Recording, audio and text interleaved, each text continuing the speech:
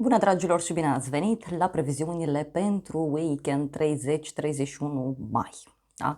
Asta e partea generală. Să știți că am mai făcut o filmare, e disponibilă și pe YouTube și Facebook, Instagram, TikTok despre luna plină, doar despre luna plină. Aici discutăm despre energia generală a weekendului, pentru că luna plină începe să se simtă de undeva de pe sâmbătă, pe la amiază. Da? Cam atunci începe să se simtă. Aici vreau să discutăm așa în general cam ce aduce weekendul. În primul rând, sâmbătă, în prima parte a zilei, să știți că e despre multă intuiție, despre multă profunzime, despre liniște, despre a face puțin pace cu trecutul, doar că este și o zi în care ni se cere să fim puțin atenți. Da? Uite, avem așa, împărăteasa, nebunul și luna, deci foarte multă energie feminină în ziua de sâmbătă, mai ales că în a doua parte a zilei, așa cum spuneam, începe luna plină să-și facă simțită prezența și începe direct așa o opoziție cu Uranus din Gemeni. Mai mult decât atât, face și un trigon cu Neptun din Berbec, dar și quadratură pe la noduri. Da? Și sâmbătă e despre haos, vești absolut incredibile, nu mai știm ce să credem, în cine să credem, stăm și căutăm peste tot adevărul suprem. El nu prea există, dar na, acum e bine că ne informăm. Tot ziua de sâmbătă, să știți că poate să predispună și spre tot felul de evenimente bruște, reacții exagerate și în special noi, femeile sau energia feminină, e predispusă spre așa ceva. Acum, Ana, asta este, mai avem și noi porniri, suntem oameni, trebuie să fim puțin mai atenți în ziua de sâmbătă. Cumva ni se cere să fim ceva mai stăpâni pe noi. Poate să fie și o zi care să ne invite să nu ne aventurăm cu capul înainte prin tot felul de lucruri necunoscute. Vă reamintesc că luna plină se simte începând cu sâmbătă, undeva în jurul orei 16, ora României. Da? Deci cam așa începe să se simtă și părerea mea este că trebuie să fim foarte atenți. Da? Dacă n-ați văzut filmarea pentru luna plină, vă invit să o vedeți, pentru că am făcut o analiză foarte detaliată și are și părți bune și părți mai puțin bune, da? Doar că, repet, sâmbătă e ca o furtună așa în viața fiecăruia, să sperăm că e doar la figurat. Da? E despre o oarecare lipsă de direcție și e despre a nu reacționa, știu eu, într-un mod exagerat privind o teamă pe care o avem. Apoi, duminică, când are loc la grad exact luna plină, uite, undeva la 11 și 44 de minute ora României, atunci e la grad exact. Dar luna plină se simte sâmbătă, se simte duminică și o să se simtă și luni. Da? Însă, hai să vedem așa tarot numerologic. Uite, suntem în 31, împărăteasa, magicianul, iar energia generală este soarele. E o zi în care toată lumea o să vrea să se distreze, să se simtă bine, să se aventureze. E o zi cu aer așa de sărbătoare, doar că în egală măsură poate să fie și o zi în care să ne dorim să demonstrăm cuiva ceva. Atenție foarte mare pe această lună plină pe orgolii, atenție pe reacții exagerate, pe distracții din acestea care nu prea și-au rostul, da? Mai ales, uite, pe tot ceea ce ține de copilărie. Până la urmă, fiecare om are acel copil interior în el și uite, acum putem să avem parte de revelații. Sau, știu eu, să fie și un weekend în care ni se cere să ne comportăm totuși puțin matur, să nu lăsăm așa lucrurile la voia divinității chiar de tot și poate, bineînțeles, să fie și o zi de duminică, în care, nu știu, e posibil ca fiecare să vrea să experimenteze ceva, da, nou. Uite, partea bună a lunii pline este că aduce enorm de multă inspirație și știți acel moment când dintr-o durere sufletească te apuci și creezi ceva, o artă, da?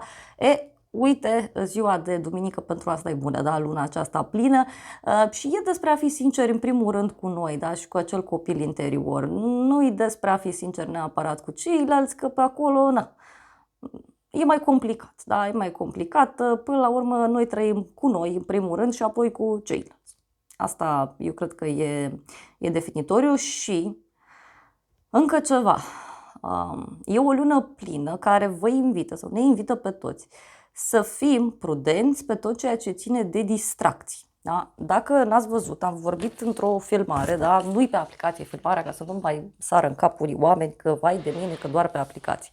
Bun, e și pe YouTube, și pe Facebook, și pe Instagram, și pe TikTok, peste tot. Poate o pun și în aplicație, nu știu.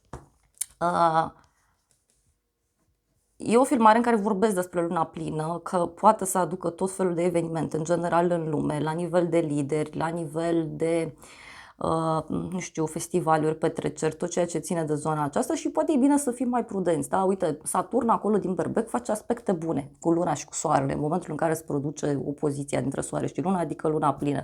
Și asta ne ajută, da? Ne ajută, uite, ne ajută să respectăm anumite reguli, ne ajută să fim puțin mai prudenți în felul nostru de a acționa, adică nu e o lună plină în care e recomandat să te duci nu știu unde în vacanță și să încerci nu știu ce sport extrem, da, care nu l-ai mai încercat niciodată și care are și un risc până la urmă, da?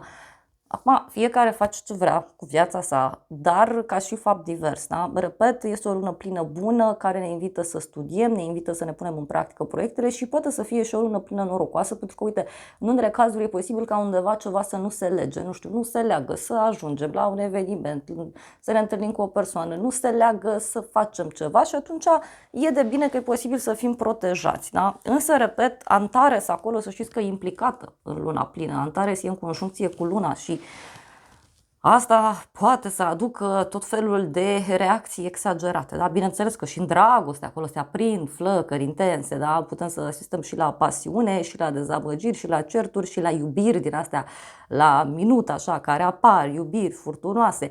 Nu e nimic rău în asta, dar poate e un moment în care, așa cum spuneam, ni se cere să vedem ce anume ne face nouă bine, în primul rând, și ce anume, știu eu, ne cere societatea sau ce anume ne cer prietenii sau poate grupul de prieteni din care facem parte.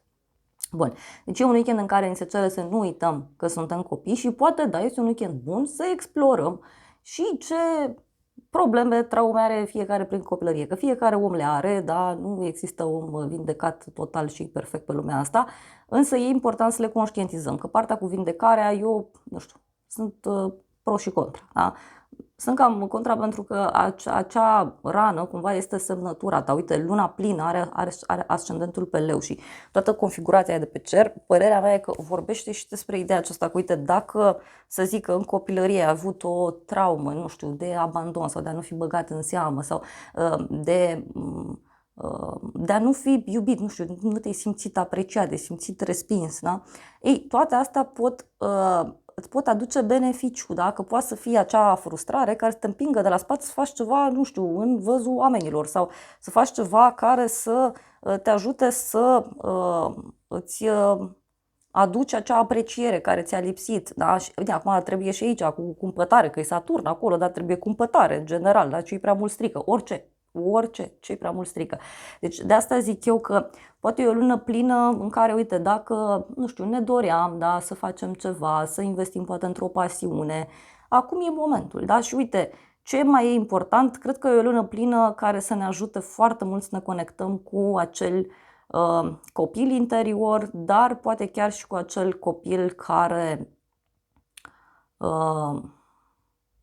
ca și timp fizic, da, a rămas mult în urmă, da, în trecut, pentru că el cu siguranță știa mai bine ce trebuie să facă pe aici, da, era mai curățel așa, nu era încă impregnat cu tot felul de lucruri din societate, da, nu că ar fi ceva rău, că până la urmă, na, sunt niște reguli, trebuie să le respectăm, e o educație, dar și sufletelul ăla eu zic că are un scop, da?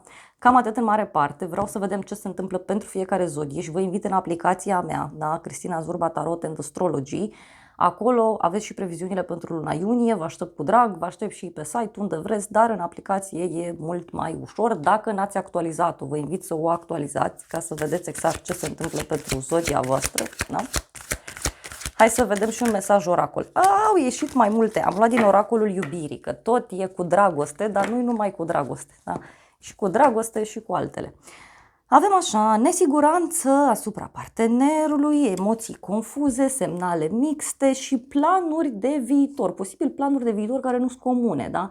Sau să fie și un weekend așa în care ni se cere să ne concentrăm mai mult și pe noi. Apoi avem cineva care pleacă, cineva care spune la revedere, cineva care închide un ciclu și mai văd o persoană care se simte provocată, da?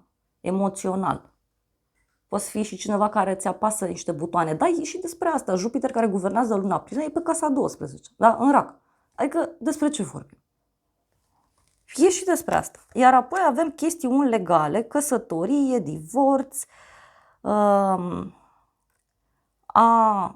o relație care se termină, o lecție învățată, da, poate să fie și un moment în care zicem gata, renunț la relația respectivă sau renunț la parteneriatul respectiv. Iar energia generală aici e ascensiune, a face pace cu trecutul, a trece peste blocaje.